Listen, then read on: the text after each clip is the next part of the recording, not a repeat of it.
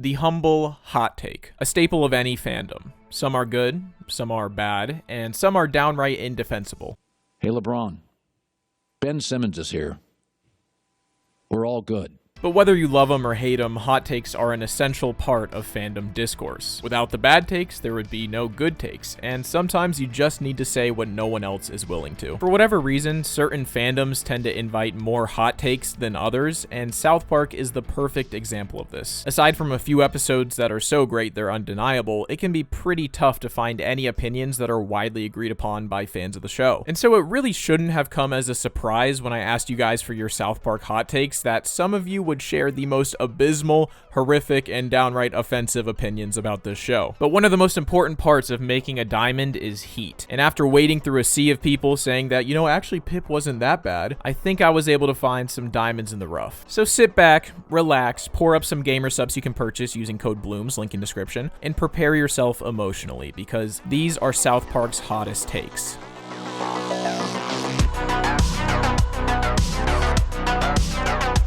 Alright, this first one says, Pip is a good character that deserves more screen time. Oh, it's funny because that's like the thing, I am the guy that hates Pip, so we gotta bring it up at least once, right? So the joke's getting a little old at this point, guys. I mean, how many times have we made this same joke? So let's just move on. Wendy and Stan not having things figured out as adults is a sad ending. Now this one just kind of confused me because I'm not really sure what they're referring to, because the only time we see the kids as adults is in the post-COVID specials, and in those specials, originally Wendy is already with someone else by the time she comes back to South Park, but after they go back in time and fix everything, the special ends with Wendy and Stan both being single and coming home and possibly planning a date for the future. You want to maybe spend New Year's together again? I'd love that. So to me, the obvious implication is that they are going to be together. So my only thought is that this person either didn't realize that, or I guess they could think it's bad that they didn't show us that they were together, like guaranteed. But like I said, I feel like that was the obvious implication, so I don't know. So if I'm grading these hot takes, I give this one like a D. Now this one's not really a hot take as much as it is like a pretty popular opinion from what I've seen. But this one says that the fake trailer they made for the newest season had better episode concept ideas than what actually came out. And they give some examples like Butters being an air traffic controller, the Diddy in space thing, and the wars with Canada. And even though this is far from a piping hot take, it's one that I definitely agree with for the most part. Now, if you don't know, Matt and Trey have talked about how they basically made a fake trailer for the season because they hadn't made anything of the season yet. So they just decided to animate a bunch of random scenes and just throw them into a trailer together. Now, you all know my feelings on the last season if you watched this channel at all. I think it had a lot of really good stuff, but one of its biggest drawbacks was just how repetitive it got. With the focus being so heavy on American politics, I feel like they really missed an opportunity to do what they usually do, which is just making fun of events or people that are culturally significant outside of all the political stuff. And reflecting back on this season, I feel like there are quite a few examples of times when a side plot would have been funnier if it had been something to do with this trailer. Like, even if they had just replaced the Trump side plots in a few of the episodes with some of the ideas from this trailer, it probably would have been a lot better than what we got. Which again is not to say that I dislike this season, but as I've talked about, I feel like the season was at its strongest when it wasn't specifically doing political parodies, and instead was more focused on parodying social and cultural events. Like when they talked about Sora or the Riyadh Comedy Festival, both those things felt like they were more in line with what they made fun of in the trailer. So for the most part, I do agree with this hot take, and I'll give it a B+. Alright, this next one says that Pip was so Okay, no, we're not doing this. It's overdone. It's a dead meme. Alright, we move on. Ooh, okay, now we're starting to heat up a little bit. This one says that South Park's golden era had the same amount of hits and misses as pretty much every season. It's just considered better because that's when the bulk of its fans were teenagers who were experiencing edgy humor for the first time. Now, when it comes to hot takes, this is a pretty standard one for pretty much any fandom of anything. People just love to look back at the things that are unanimously praised in a fandom and try to make the argument that it never was as good as you thought it was and that you're being blinded by nostalgia. Of course, you would think that the stuff you're watching when you were younger and developing your sense of humor is better than the stuff that's coming out now. And for me personally, I actually have a very unique perspective on this because I was not a teenager during the so-called golden era. In fact, if we're saying that the golden age starts around season 5, which it seems to be the general consensus, then technically I wasn't even alive when the golden age started. I started watching the show when I was 13 years old, and by then there had been 18 seasons, and I essentially ended up binging the entire series from start to finish in somewhere around 3 to 4 weeks. And because of that, I was exposed to early South Park, the beginning of modern South Park, and the golden era of South Park all in basically a month. month. And I feel like that gives me a bit of a less biased perspective, since I got to see pretty much all the different eras of the show during that formative time that would cause for the nostalgia bias. So with all that being said, is it true that the golden era had the same amount of hits and misses as pretty much any other season? No.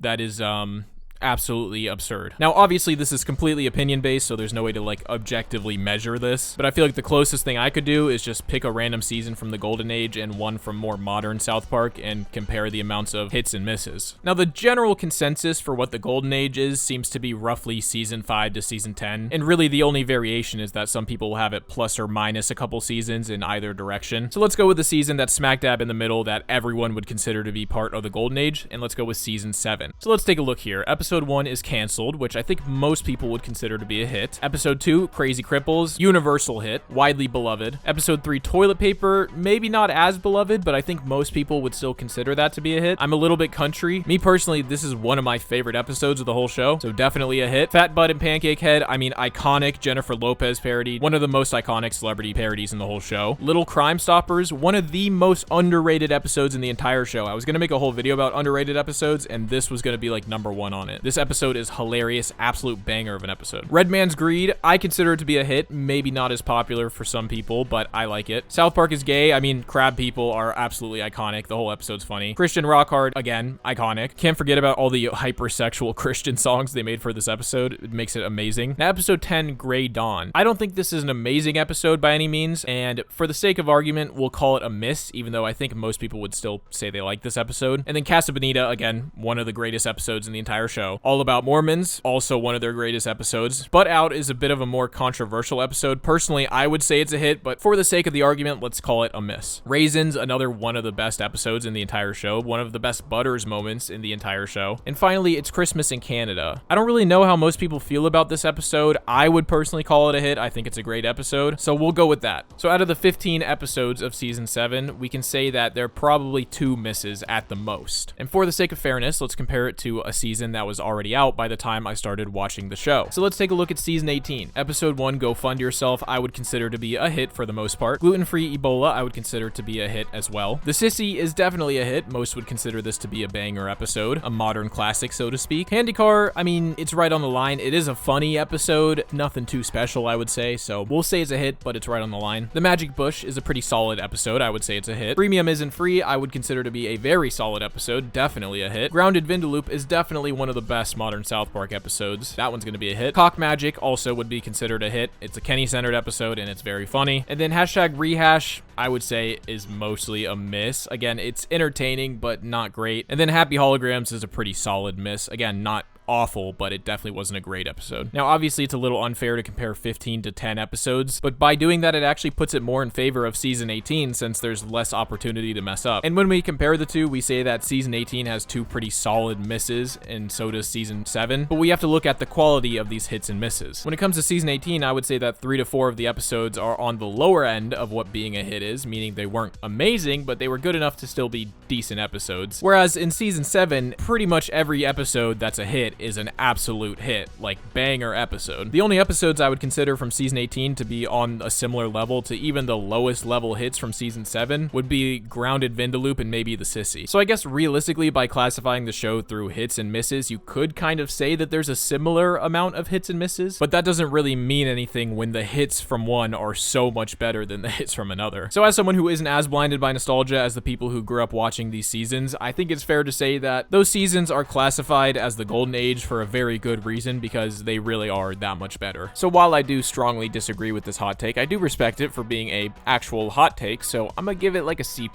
This next one says that the South Park movie is the best animation the series has ever had. Obviously later seasons look objectively better, but the movie is in that perfect sweet spot between the animation being intentionally crass and crappy and having genuinely well animated scenes, and that gives it a lot of charm and makes it my favorite the series has ever looked. Also, I like Pip. Okay, I was with you until then, we're not doing that. Now, this is something I've actually talked about a lot in my videos on modern South Park, and that's that nowadays the animation on the show is almost too good at times. Like going back and watching the older seasons, you forget just how much of the comedy of the show derived from how crappy the animation was. There are so many hilarious visual gags and just moments that you just never see nowadays because the animation is so high quality. And I do agree that the movie was kind of the beginning of mixing the crappy animation with some very well animated scenes at times. But in my opinion, I actually don't think the movie would be the peak of it. I think the movie is great in its animation, but in my opinion, the animation was at its best around seasons 4 to 8-ish. And that's just because the funniest visual gags I can think of where the animation being crappy made it funnier come from around that time. For me, this isn't really a hot take because it's something I've talked about and thought about making an entire video on for like years at this point. But for the most part, I definitely agree with this, so I'm gonna give it like a B-.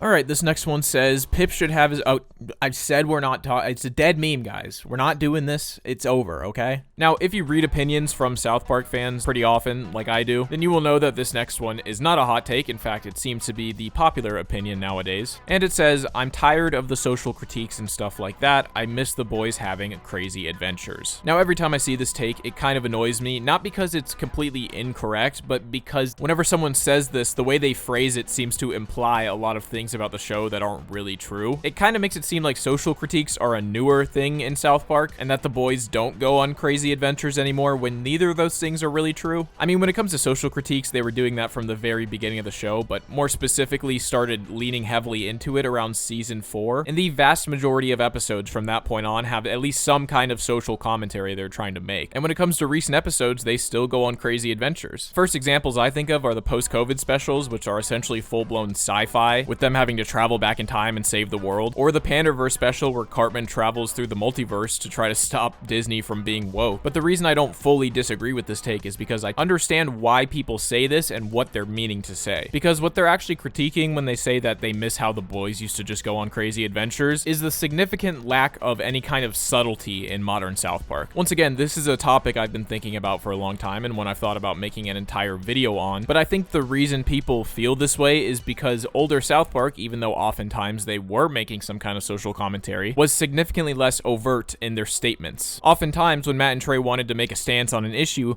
they would do it through almost an allegorical lens. For example, season 9's 2 Days Before the Day After Tomorrow, in which the boys crash a boat into a beaver dam and cause a bunch of flooding in Beaverton, and it ends up turning into a full-blown disaster flick with the boys having to be the ones going into Beaverton and saving everyone. And it also includes the classic bit of Cartman trying to steal Kyle's Jew gold. But this entire episode is social commentary. It's referencing the disastrous relief efforts following Hurricane Katrina, and how everyone was a lot more focused on who to blame for this rather than actually helping the people that were stuck out there. So this episode is a perfect example of a classic boys crazy adventure, and yet it still has plenty of social commentary throughout it. But when I first watched this episode, along with I'm sure many other people, I didn't even realize that this was an allegory for Hurricane Katrina. And yet I still loved this episode because it was able to stand on its own as a crazy adventure from the boys, even if you didn't understand what it was referencing. And I think the biggest difference between this kind of stuff and modern South Park, and the reason people say that they miss these adventures, is because nowadays when South Park does their social commentary, they are significantly less likely to create some kind of original story to parody it, and instead they often just outright reference the thing happening in real life. Like, let's say this Hurricane Katrina thing happened in modern times and they made a modern episode of South Park about it. More than likely, rather than using Beaverton and the Beaver Dam to kind of symbolize the effects of Hurricane Katrina, it would probably just be about Hurricane Katrina, like the actual event. And because of the fact that the satirical aspects of it are so much more obvious, it makes it seem less like the boys are going on some crazy adventure and more like they're just mimicking the events of real life. And in my opinion, this is genuinely the most important distinction between old South Park and modern South Park. Because even though they were still parodying modern events happening,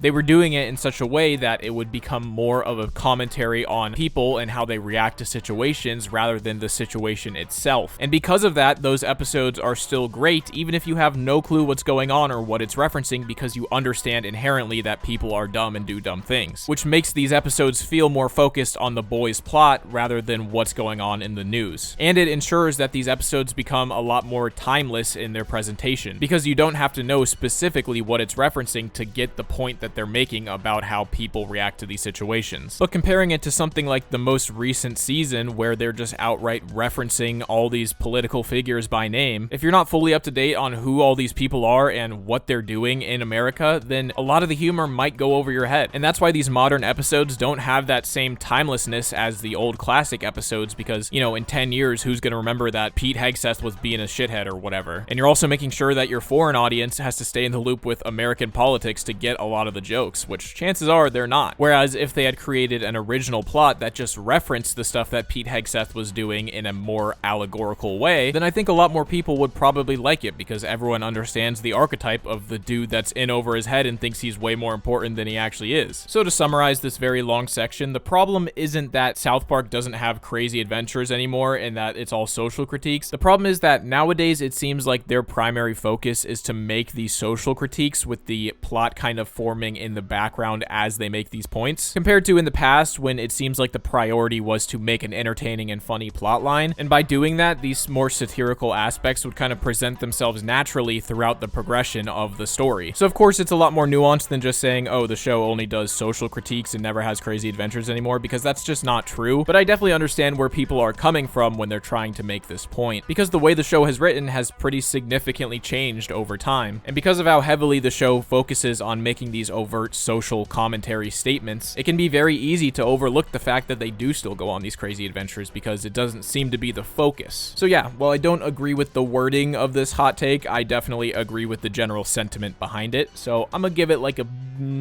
A-. All right, we're heating up even more. This one says that the South Park fandom has essentially become the Rick and Morty fandom. Many people try to pull this, oh, well, actually, if you're informed and as smart as we are, then you'd get it kind of vibe, and it makes the majority of the fandom really annoying to deal with, and the show and showrunners don't do us any favors by continuously covering current events and slapping the kids into placeholders. Oh man, this is a very hot take. I mean, comparing anything to the Rick and Morty fandom on the internet is pretty ballsy to do because of how notorious that fandom has become over the years. And I'm gonna say something that a lot of you might not like very much, but here it is.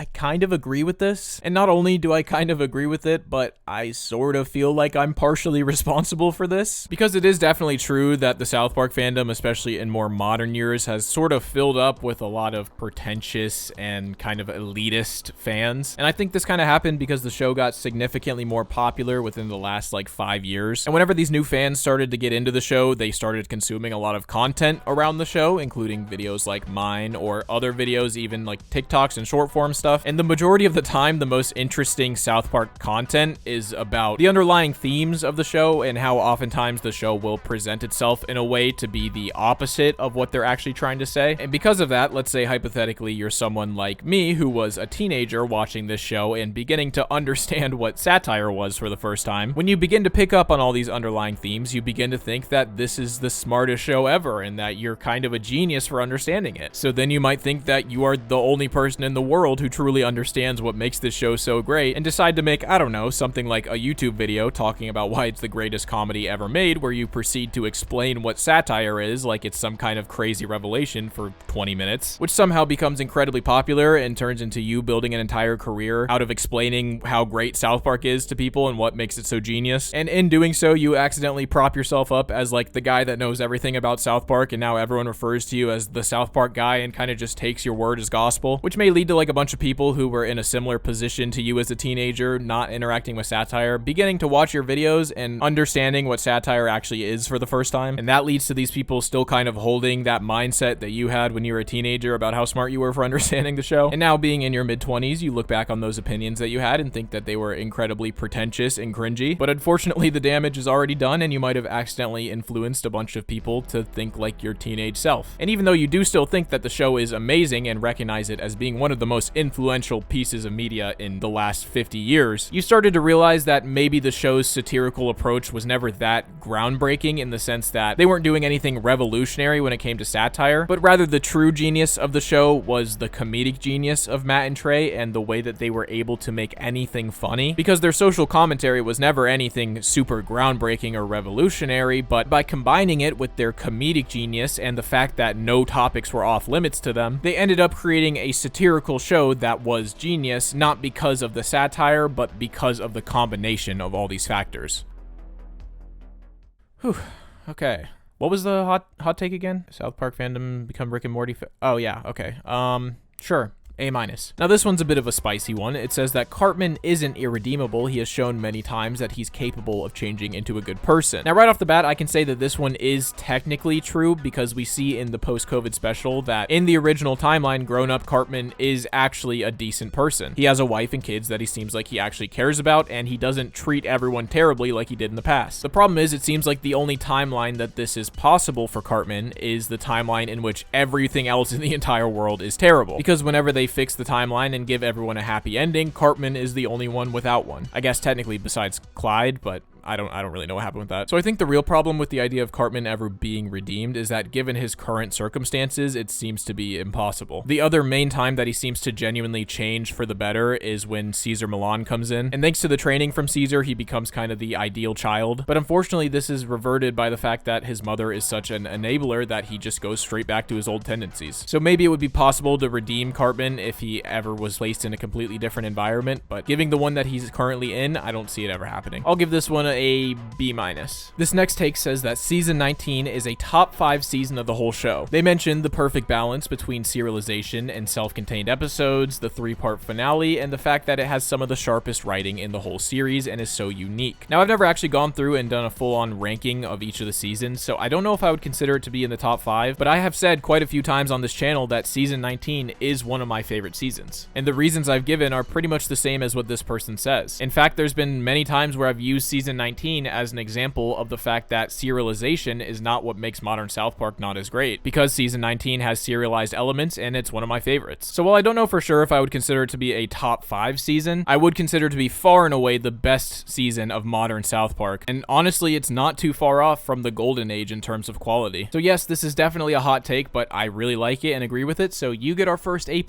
This hot take says, Pip was so underrated. Guys, what did I say? I told you we are not doing this, okay? We move on, it's over. Now, I don't even know if I would consider this next one to be a hot take because there is some objectivity here, and I think literally no one else on Earth believes this besides this person. But they say that the Memberberry season is one of the most well-written seasons in the series. Now, this is of course referring to season 20, which if you watch my channel at all, you might know that this is by far my least favorite season of the show. And I would entertain this as a hot take if it was saying something like it's a funny season or it's overly hated or whatever, but they said that this was the most well-written season, and from an objective standpoint, that is not true, because this season was heavily focused on the 2016 election and creating a serialized plotline that sort of followed the real-life election cycle. And for the most part, I think that the writing was actually decent throughout the first 6 episodes of the season, as it is a serialized plotline and it's all interconnected. But the problem is, they had been writing the entire show assuming that Hillary Clinton was going to win the election, which she didn't. So then, in the 7th episode, they essentially had to just completely retcon the entire plot and change it overnight. And that left the entire rest of the season feeling like a disjointed mess of trying to just put pieces together that do not fit together. So once again, an argument could be made that maybe the season wasn't as bad as people said it was, or it was funnier than people gave it credit for. But to say that it's the most well-written season is objectively not true, and I would argue that it was actually the worst written season. So you get an F. This next hot take says that politics actually kept the show relevant to people, and it's a good thing that it's there. Now this one kind of goes back to what I was saying about the difference between modern South Park and old South Park and how they do social commentary, because I do mostly agree with this take. Not that politics specifically are important, but social commentary in general. Because you got to remember, this show's been running for almost 30 years at this point, and when it comes to creating original ideas for as many episodes as they have, that is not easy. So when they've started to run out of original ideas, or they feel like they've done everything that they can, it's a lot easier to just look at the news and be like, well, let's just do whatever they're doing. So I do think it's true that social commentary is pretty much the only reason that the show is even still going. And on occasion, when they come up with an original idea to go with their social commentary, they still make some incredible episodes. But I do think that the over-reliance on making these social commentaries has kind of hurt the quality of the show over time. So yeah, I do agree with this take for the most part. Again, not specifically politics per se, but social commentary is very important to modern South Park, and without it, we probably wouldn't have modern South Park. I'll give you an A-. Now we get to probably the hottest take in this entire video, and that is that how Tweek and Craig became a couple is just as bad as how Tolkien and Nicole became a couple. We just looked the other way because it wasn't Cartman's plan. My goodness, that is an incredibly hot take, and the fandom is not going to be a fan of what I have to say about it. Because honestly, when I first watched the Tweek x Craig episode, I kind of had this exact same thought. Now, if you don't know what this is referring to, there's an episode where Tolkien and Nicole get together purely because Cartman is trying to set them up together because they're both black and he's racist. And at first, they don't really seem to be into each other, and they're actually kind of uncomfortable by the fact that they know they're being set up only because they're both black. But by the end of the episode, they realize that they've actually grown to like each other, and they end up staying together. And when you compare that to Tweek and Craig's relationship, which is by far the most beloved relationship in the entire show, you begin to notice some similarities. I mean, the relationship was essentially forced on them fandom by the fact that the entire town was leaning super hard into being very progressive to try to counteract the fact that in the past, South Park has not been very politically correct. So when the Asian girls start drawing a bunch of yaoi art of Tweek and Craig, everyone just immediately leans into the idea that they're gay, even though they outright claim not to be. Throughout the episode, they show many times that Craig in particular is very uncomfortable with being in a gay relationship and he has no feelings for Tweek. But because everyone in town is so overly supportive of their quote-unquote relationship, they feel like they kind of have to be together to save face. And in spending all this time together, it seems like they actually do end up liking each other and end up actually dating. And the irony, of course, is that this is one of the healthier relationships in the entire show. But that doesn't change the fact that they were initially very pressured into this and that they clearly did not enjoy it at first. So if anything, I feel like you could argue that this was actually a worse start to their relationship than what Tolkien and Nicole went through, because they at least seemed to kind of like each other at the beginning. And of course now in both cases, it doesn't really matter how it started since they are in a happy relationship now, except I think Tolkien and Nicole technically broke up in season 20, if I remember correctly. I don't remember if they ever got back together. But I do think it's kind of interesting how this fan favorite relationship started in a seemingly pretty unethical way and no one ever really talks about that. Or at least it's never looked at in the same way as something like Tolkien and Nicole's relationship. Again, in the end, it doesn't really matter. I just think it's interesting and I definitely agree with this hot take. I'm gonna give you an A+. This next one says that Poor and Stupid is a top 10 episode. Now I thought this one was interesting because this episode seems to be a pretty middle of the pack episode. I very rarely see anyone say they love it or they hate it. It seems like most people just think it's okay, and I definitely wouldn't consider it to be a top 10 episode by any means, or really even close to being a top 10 episode. But the one thing I will say is that I do quote this episode more than literally any other one in the entire series. Specifically the fact that the creator of Vagisil talks about his wife all the time and he always refers to her as She is my muse, my flame. So nearly on a daily basis, I refer to my wife as being my muse and flame. So yeah, I don't think this is a top 10 episode by any means, but it definitely means more to me than the average person. I give you a D+. Our next take says that A Million Little Fibers is a quintessential South Park episode. Not the best or worst, but if someone asked me to give them an episode that gave them a vibe for the whole show, I would show them this one. Now, when I ranked every episode a long time ago, I put this one way down at the bottom. I did not like this episode very much. Nowadays, I do feel like I appreciate it a little bit more than I did, specifically just the absurdity of Oprah's vagina and asshole talking to each other and planning to run away to Paris or whatever. So I don't necessarily think it's one of the worst episodes in the show anymore, but for me personally, I definitely would not show this to someone who hasn't really seen South Park. Now, I do get where this person is coming from in that it kind of highlights the absurdist humor that the show loves to do, but the reason I don't think I'd show this episode as sort of an introductory one to South Park is because when it comes to introducing people to the show, I tend to pick an episode where it's like, if you like this episode, you'll probably like South Park, and if you don't like it, then you probably won't like South Park. And I feel like with this one in particular, it's so divisive, even amongst fans, that I would never feel confident in saying that if you didn't like this episode, then you don't like South Park, because even for a South Park episode, this one is just completely off the wall absurd. I think a better introduction to South Park would be something like Bigger, Longer, and Uncut, the movie, or I don't know, even something like Aspen or the World of Warcraft episode. I feel like all of those are much better examples of what you can expect from South Park compared to something like this, which seems to be a lot more experimental and bizarre than the normal episodes. It's the same reason I would never show someone the ziplining episode as their first episode of South Park, even though I really like that episode. So yeah, I get where this person is coming from. I don't really agree with it though, so I'm gonna give it like a D+. Wow, that was a really hot take. Let's move on to our next one. This one says that Pip was actually a really... I mean, who picked these comments? Like, who went through and picked these comments? Okay, well, fire him. What, does he realize that, like, is this funny to him? Does he know? He gets what he's doing, right? Like, he knows what he's doing. Just, okay, but, like, it's not funny. We've done it so many times. Like, can we please just move on from this? Can we cut all this out of the script? No. Fire him. Get rid of him right now, okay? I don't care if his dog needs medication. Just get rid of him. He knows that he's, like, trying to piss me off, it seems like. Well, if he cares so much about his kids, maybe he should have thought about that before doing all this shit. Sorry.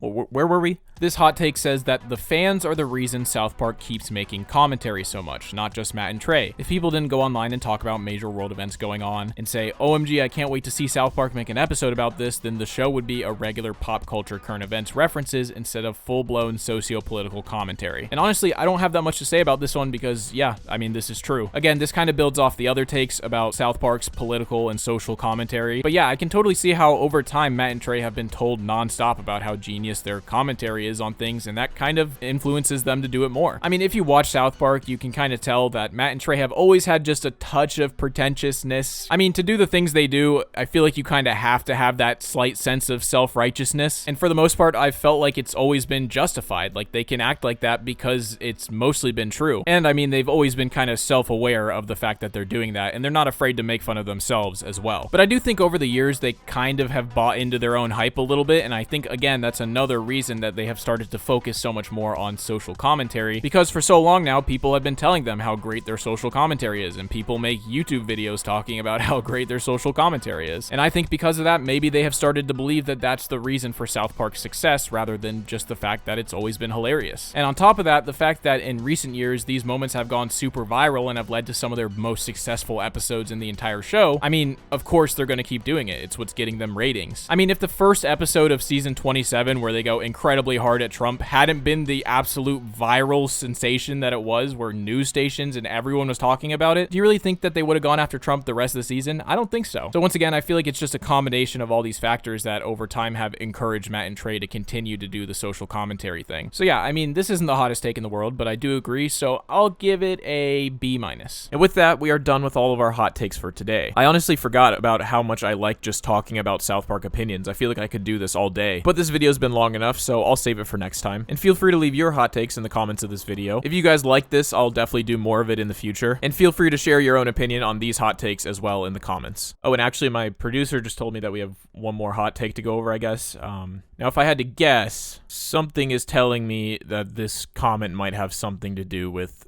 Pip. So let's read it. Pip, okay, yep, we're done. Cut the video.